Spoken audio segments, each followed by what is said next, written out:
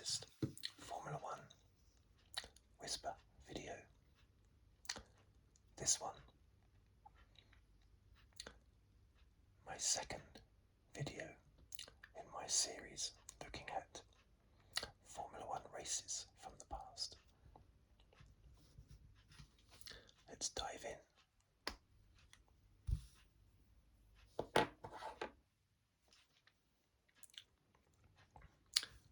This little video is about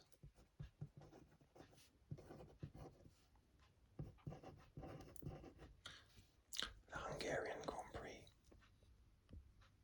of 1989, held on the 13th of August 89. I remember it well. Held at the Hungaroring, where it had been held since 1986, and where it is still held every year. I don't think it's ever missed a year, even during COVID. It might be the only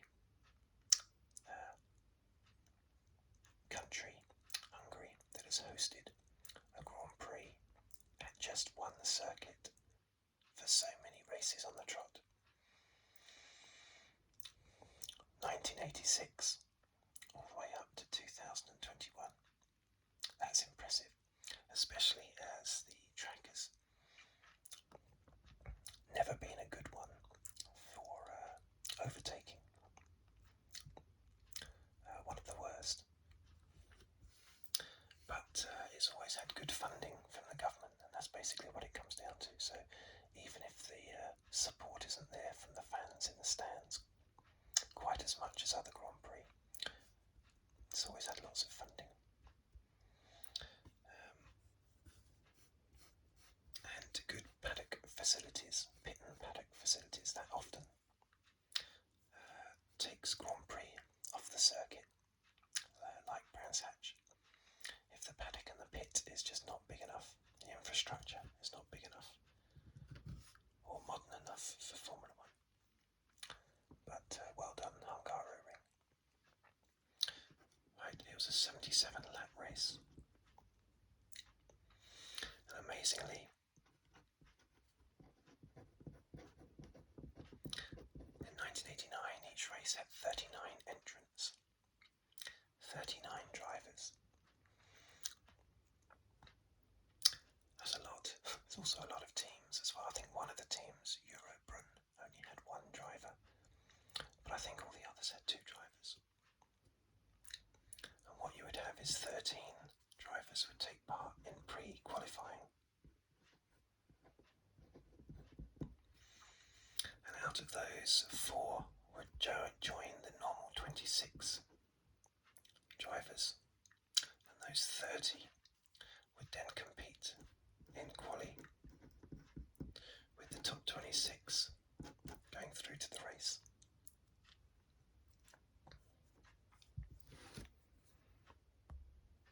I wish there were 26 starters at each Grand Prix nowadays as well. I think that's the maximum. So the organisers would like to have 26, but they just haven't got the teams. I would like every team to have 3 drivers. Then, if you have a dominating team, you've got 3 drivers competing for the championship, not just 2. I think the argument against that is that it would be more difficult for smaller teams to score points. Imagine if you've got a dominant Mercedes and dominant Red Bull. A lot of the time they're going to take up the top 6 positions, not just the top 4. But anyway, I really do wish they had 3 in each team. Right, pole position was Riccardo Patrese in his Williams. Now, Nigel Mansell was only 12th on the grid, 2.2 seconds behind Patrese. He got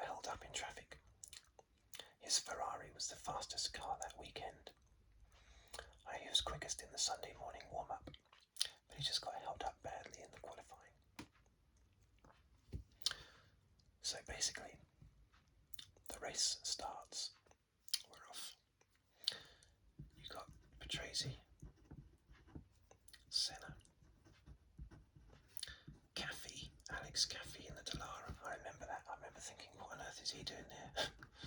He was in third place on the grid and he held third place for a while. But you had these drivers were pretty much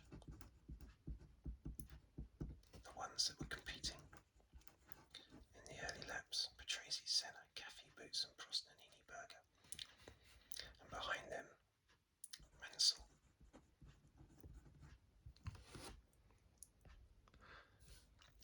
Mansell had gained 4 places at the first corner, so he went from 12th to 8th in just one corner at the start of the race. Now Nannini didn't put in enough ends there. Nannini and Berger pitted for tyres. I forget what lap. It's not important. Probably about 30-40 laps or so. And because of that, that elevated Mansell up to 5th.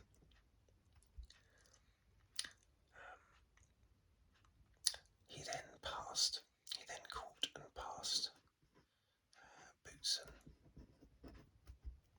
Caffey and Prost, which pushed him up to, where was he? When he got past all of those, he was 5th, then he was 4th, then he was 3rd, then he was 2nd. He must have been 6th before he passed Boutsen. Yeah, I think passing Boutsen got him to 5th. And then passing Caffey got him to 4th. Passing Prost got him up to 3rd. Change that to a 6. So then we had still Patrese out in front with Senna and Mansell. Now this was about, 50 laps in. It had been a long race up to that point, but extremely enjoyable. It was just amazing watching Mansell come through the field. It really was. Being a Mansell fan as I was, it was just amazing. Anyway, Patrese started to have problems. He had Senna right behind him, and Mansell was right behind Senna. And he started to have tyre problems. There was a problem with his wheel or something, and he started to slow, and Senna and Mansell got past. Shortly after that, Patrese retired. So that left Senna holding off Mansell as best he could until a few laps from the end. I think it was 3 laps from the end. Stefan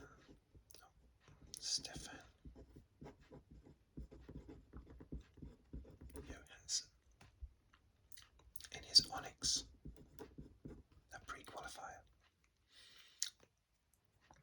Stefan Johansson, not the force that he was, or at least not in as good a team as he used to be a few years earlier when he was really good in the McLaren and the Ferrari. Never won a race, unfortunately. Stefan Johansson came 2nd loads of times, never won. But Stefan Johansson unintentionally blocked Senna, and Mansell saw his opportunity and jinked past.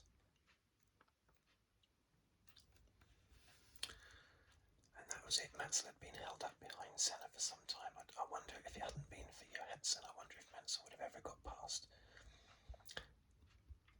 But anyway, Mansell got past, and he went on to win, even though that was only about 3 laps or so before the end, I think.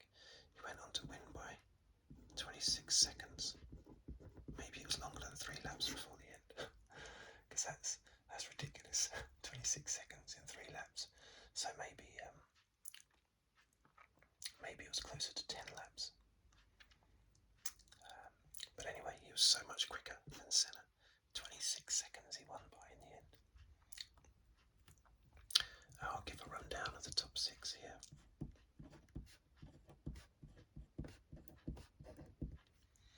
So Mansell in his Ferrari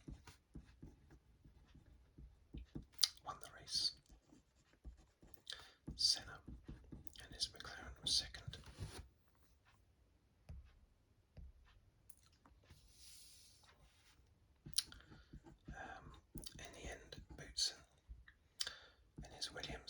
third.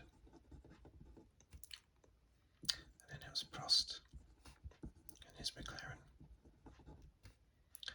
Eddie Cheever, who I think was in an Arrows.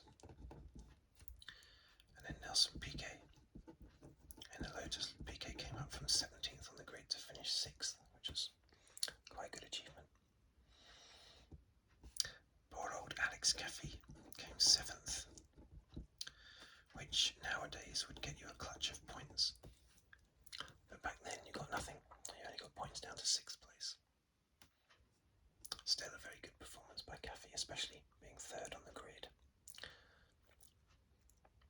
I mean, that would be like a Haas being 3rd on the grid at the moment. It's a very good performance there. That meant that the championship positions after this race were, which was round 10 by the way of the championship, was Prost on 56, Senna on 42, and Mansell 34. I always tend to think of the 89 season as being dominated by the McLarens, with the Ferraris being very competitive and able to win on the odd occasion, but their gearbox, semi-automatic gearbox, kept exploding all the time and retiring them from races. But so I always tend to think of the McLarens being dominant, but there Mansell was only actually 8 points behind Senna after 10 races. Mansell didn't score that many more points, though. I think he only had one more 3rd place. I think that was all. At this point, his teammate Gerhard Berger, who did not finish in the top 6 here, had not scored any points at all in the championship. Amazingly, Mansell's teammate Berger. Anyway, there you have it.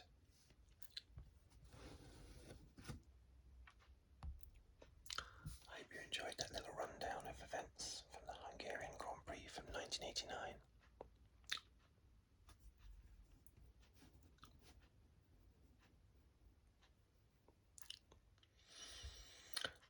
And I will see you on the next video. Thank you very much for watching and listening. If you'd like to subscribe, please do so. That would make me very happy indeed.